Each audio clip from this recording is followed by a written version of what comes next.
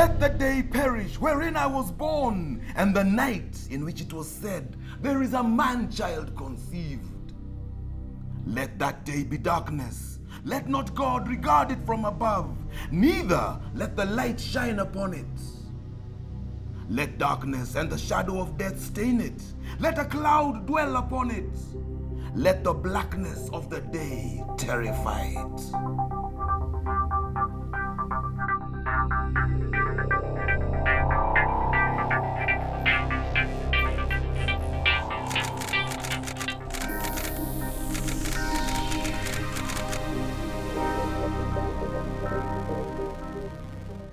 On Monday, 24 September 1990, the British New Scotland Yard detective John Troon delivered his final report on the murder of Foreign Minister Dr Robert Ouko to the Attorney General, Mr Justice Muli, in Nairobi. 6 months earlier, Troon had been brought in by President Moi to investigate Ouko's death, but the report he delivered was unfinished and inconclusive. Inquiries at this stage are not fully complete. It is strongly recommended that additional full inquiries should be made, and further interviews should also take place. They may still not produce evidence of the true cause of Dr Ouko's death or perpetrators, but they should either further endorse or eliminate some of the lingering doubts experienced at the present time. Just 6 days after Troon delivered his final report, President Moi announced a public inquiry to be chaired by Court of Appeal Justice Johnston Evans Gicheru. Well, it has been claimed that the setting up of the public inquiry was a last-minute response by President Moi to, quote, buy time after he received Troon's final report. But evidence that came to light in 2004 would seem to suggest otherwise. The evidence comes from a confidential telex. It was sent from the British High Commission to the British Foreign Office on the 23rd of April 1990. It suggests that an inquiry was being considered months before the Gicheru inquiry began. Bethel Kiplagat, the PS in the Ministry of Foreign Affairs, told Troon that there would be an inquest into Dr Ouko's murder that might last several months, at which Troon himself would be expected to give evidence.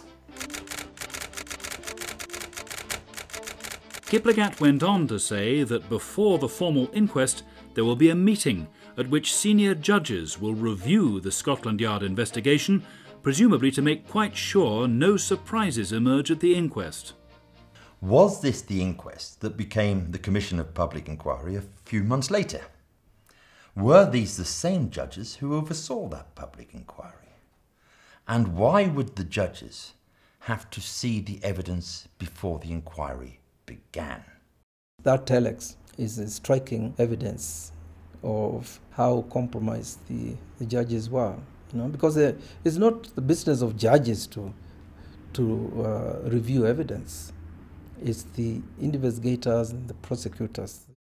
Those who say that the judiciary was totally compromised, there is the evidence. Could the Commission of Inquiry, therefore, be impartial? The confidential telex from the British High Commission revealed more. According to the British High Commissioner John Johnson, Kiplagat had intimate knowledge of Troon's investigation and knew of the activities of Kenya's special branch, the Internal Intelligence Service. The British High Commission telex of the 23rd of April 1990 arose out of meetings around that time. They were between Bethel Kiplagat, the head of Kenya's special branch, the British High Commissioner and a second Secretary Political Officer at the High Commission named Gordon Parker. Troon knew these meetings were taking place, but he did not attend them. Gordon Parker was actively involved with supporting their push for multi-partyism and for helping, if you like, to organise anti-KANU Moi regime activities. Gordon Parker was almost certainly a British intelligence officer, a member of MI6. You would have to ask who was really in charge of this investigation. In setting up a commission of inquiry, President Moi was repeating what he had done in 1982 to investigate allegations against Charles Jonjo following the attempted military coup.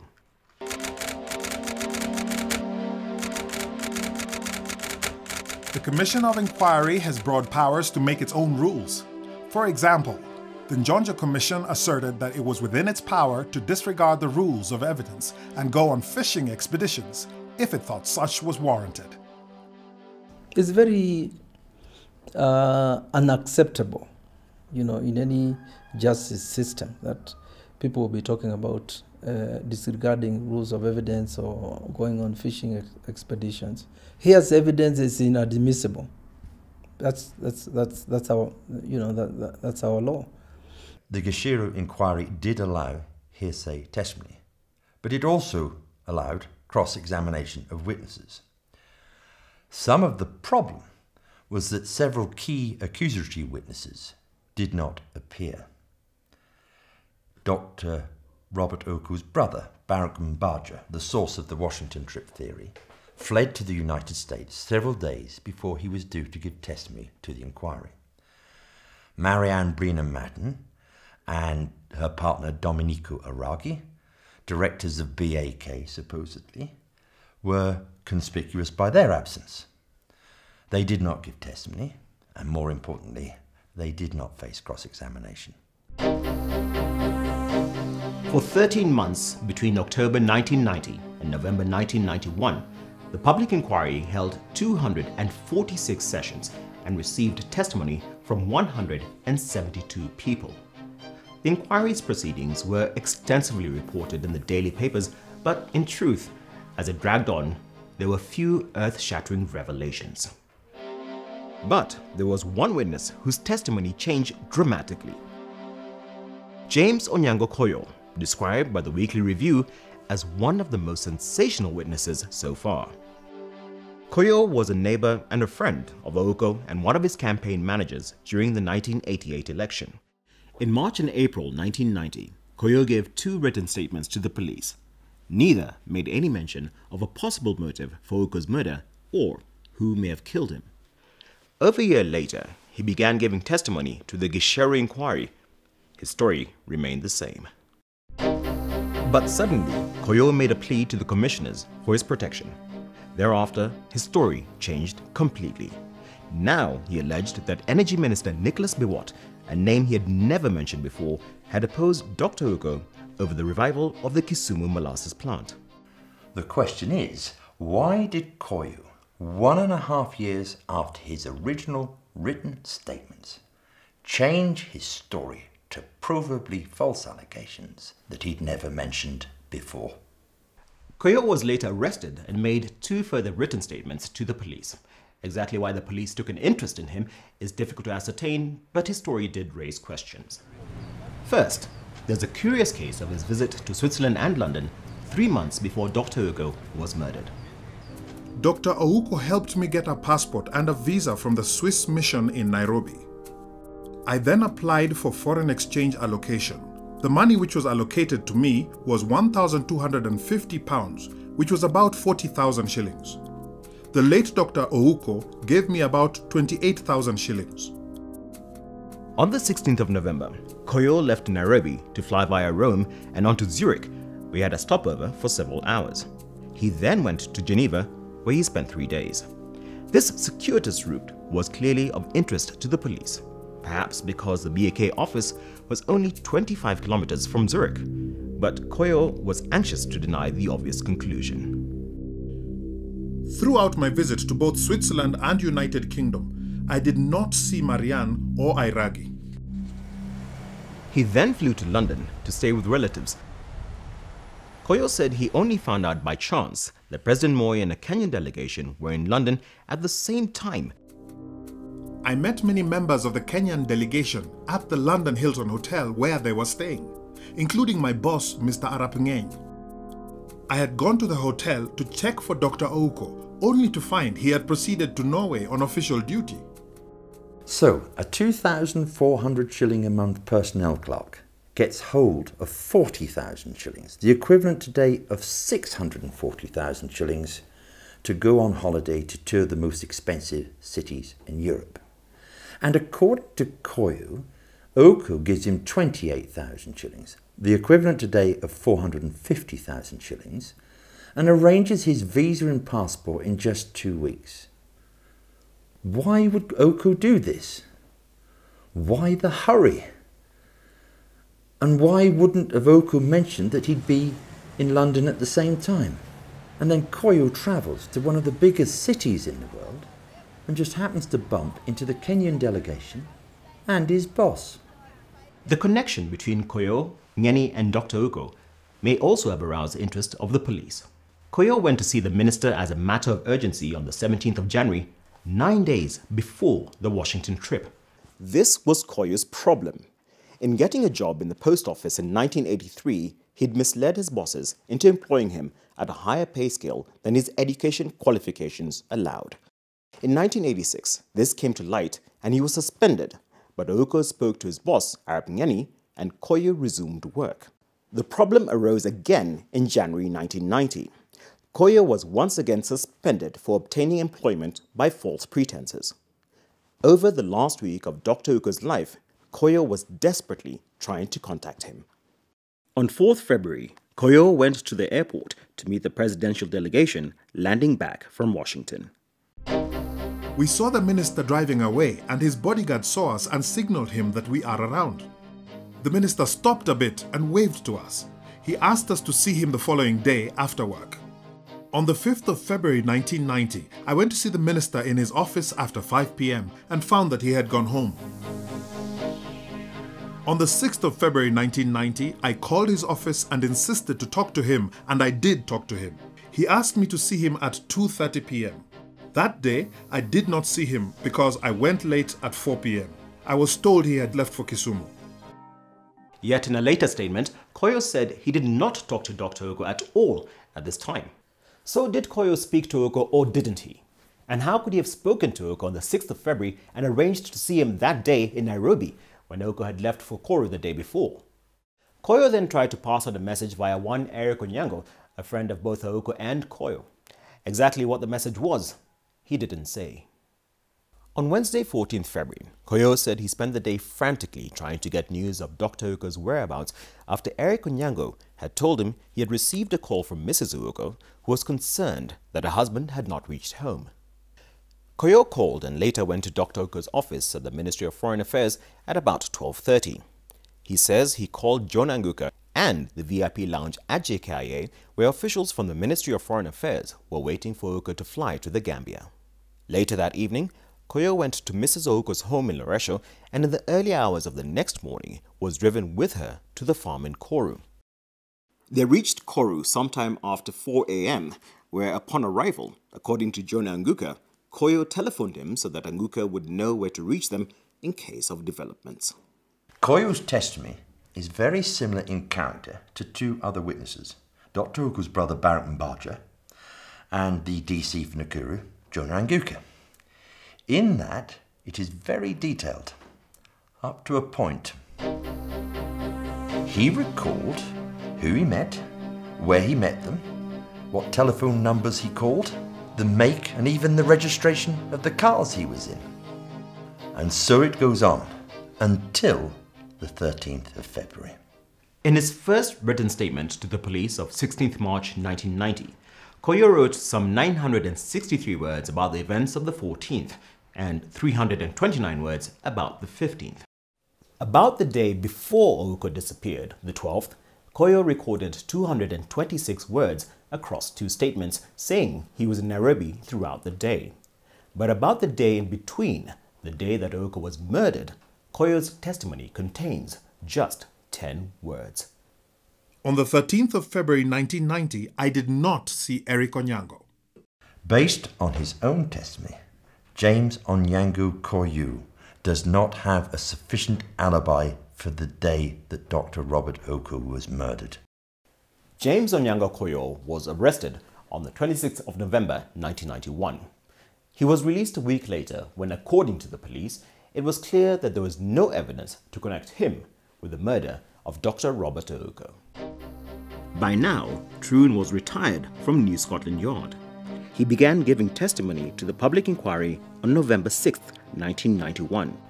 There, over a period of several days, he read out his entire final report. It was duly recorded word for word in the newspapers. John Troon was the media's star performer, but the inquiry ultimately exposed serious flaws, both in his original investigation and his final report. He admitted that one of his principal witnesses, Dr. Ouko's brother, Barak Mbaja, had not been entirely honest with him, and that there was a row going on between them up until the minister's death. He admitted he had made no inquiries to the US authorities over the Washington trip allegations.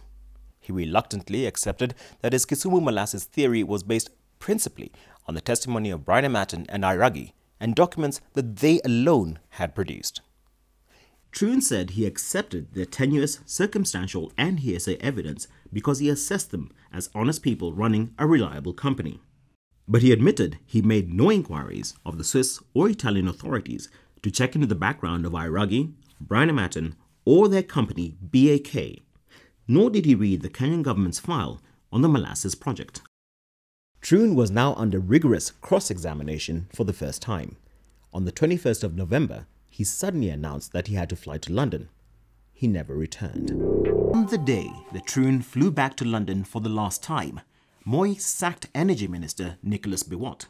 5 days later, on the 26th of November 1991, donors reduced their flow of aid to Kenya. President Moi faced a financial crisis. Again, he acted quickly. That morning, just as Hezekiah Oyugi was about to give his testimony, Moi announced that the public inquiry had been dissolved. He now appointed a team of Kenyan police officers to conduct further investigations into the death of Dr. Robert Ouko as recommended by the Troon report. Later the same day, Oyugi, Nicholas Biwott and the DC for Nukru, Jonah Anguka, were arrested. Also arrested were James Onyango K'Oyoo, Administrative Police Inspector Ajuoga, Ouko's maid Selina Were, his lawyer George Oraro, banker Paul Gondi, Ouko Reru, Dr. Ouko's cousin and campaign manager, and Koru farm worker Philip Rody. All those arrested went through the degrading and frightening process of arrest and interrogation that was the norm for Kenya at that time. I was asking them, why am I being arrested? They said, we don't know. Why are you being arrested? So they told me also to wait. I waited there anxiously. Then as I was waiting, I saw Oyuki coming out of a cell, and Anguka and Oraro. And, yeah, those are the ones I can remember very vividly. So I spent the night rather horribly. It started now, the whole procedure of a prisoner, removing shoes, removing all the things, and getting me to sleep on a wooden ply with one blanket. The toilets were bad, and the room itself was empty, bare, very tall wall. There was hardly any light. The light was coming from a dim window at the top. The first time I saw him, I was actually shocked. I think I even cried because he hadn't combed his hair. He looked, I had never seen him like this. I don't even think he had socks. He was, just in that state. Well, I spent a total of 2 weeks, 14 days. 14 days exact. I don't think he received any special treatment. And it was actually a bit unfortunate because one would read in the press at the time that he was, being treated well. He'd been in a hotel, his wife was bringing him food. I mean, it was not true. There's none of that is true. All those arrested on the 26th of November were released within a fortnight. But on the 10th of December, Jonah Anguka, the DC for Nukru, was rearrested and formally charged with the murder of Dr. Robert Ouko. Anguka graduated from Nairobi University in 1977 with a degree in political science. He later underwent paramilitary training at the Embakasi General Service Unit Training Center. Troon did not interview Anguka, nor did Troon mention Anguka as a suspect in his final report, but by the time he gave testimony to the public inquiry, his view of Anguka had changed. Troon was asked why he now thought Jonah Anguka should be further investigated. I thought his actions on my arrival in Kenya in the first 48 hours or so would appear to me to be there is a possibility that he may as well have been planted in to find out what I was up to, and the only person I think could probably have done this must have been Mr. Oyugi. The Kenya Police's further investigation report set out the alleged evidence gathered against Anguka. Anguka, they said, could not explain how his official car had covered 270 kilometers on the 12th and 13th of February. Anguka's driver had gone to collect him at 7:30 a.m. on the 13th, but unusually, he didn't wake up until about 9. An administration police officer at the gate said he arrived home that morning at 5. Anguka said he was home all night. The Kenya Police claimed Anguka summoned the APs and told them to say he was at home every evening of the week running up to Dr. Ouko's murder. And they said he gave no reasonable explanation why he traveled to Koru after the announcement that Dr. Ouko was missing. Then, there was a curious episode of Anguka's visit to the Ministry of Foreign Affairs the day after Dr. Ouko was murdered. On the 13th, Anguka asked Mohammed Yusuf Haji, his provincial commissioner, for urgent permission to go to Nairobi the next day. Anguka said he went to see the permanent secretary, Bethwell Kiplagat, to request that his wife, Susan, Dr. Ouko's personal assistant, be transferred to Kenya's embassy in West Germany. My predecessor, Mr. Maurice Omwony, approached me and he said he has a friend who is unwell, and this is the district commissioner for Nukru, Jonah Anguka. So they made arrangement and John came.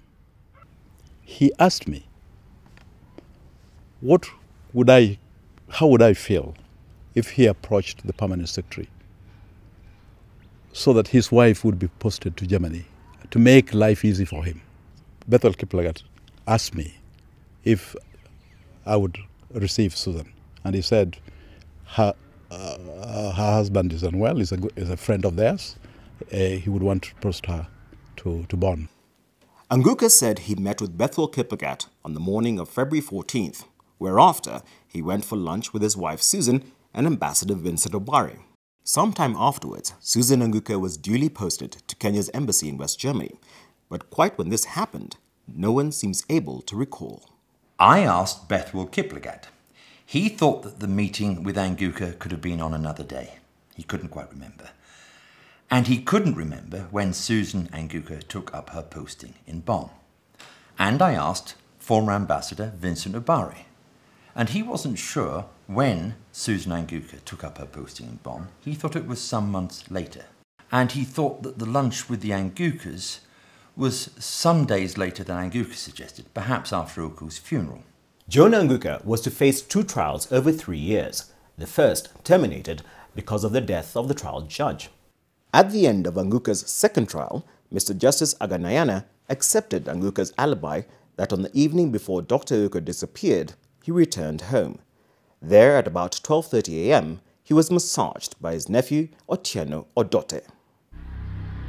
I wouldn't be convinced that after being massaged by Odote at 12:30 a.m., he, Anguka, would have left the house, gone to Koru, removed the deceased from the house, taken him to some place where he was shot, and then brought him to the scene and set his body on fire during that night. Then went back to the house to be ready for duty at 7:15 a.m. Jonah Anguka was found not guilty on the 29th of July, 1994. And Anguka, in my view, should never have been charged because the looks of the evidence was very flimsy in any event. And if it was in the UK, it would never have been put on trial because the evidence was so little and flimsy. There again, the Ouko murder story might have fizzled out. But it was Anguka himself who reignited it. After his acquittal, Anguka fled to the United States, where he was granted asylum. There, he completed work on a book, Absolute Power, his account of the Ouko murder story, in which he pleaded his innocence and pointed a finger at Oyugi, Biwott, and President Moi.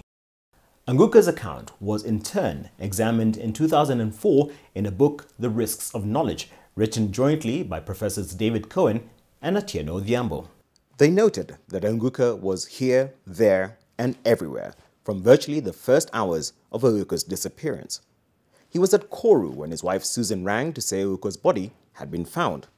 He was at the scene when Dr. Kaviti examined Ouko's body, and Anguka escorted Trun to Koru where he showed the Scotland Yard team around both the murder site and Ouko's Koru farm. But for Odhiambo and Cohen, what they called Anguka's range of fertile silences and his partial and selective presence in absolute power were revealing. Anguka did not mention that he met Troon at the airport and took him to see Hezekiah Oyugi, saying he would oversee the investigation. He did not mention that he attended the autopsy conducted by Dr. Ian West and in the evening took Troon and West to Oyugi's house to report on their findings. Nor did he mention he acted as translator for Troon at Koru, even though an official translator was at hand. And when it came to his close relationship with Hezekiah Oyugi, Anguka's silence, they wrote, was almost deafening. Professors Odhiambo and Cohen concluded. These may be the moves of an innocent person, but they were not the moves of an innocent author. They ended with a question. But what did Jonah Anguka know, and what did he hide?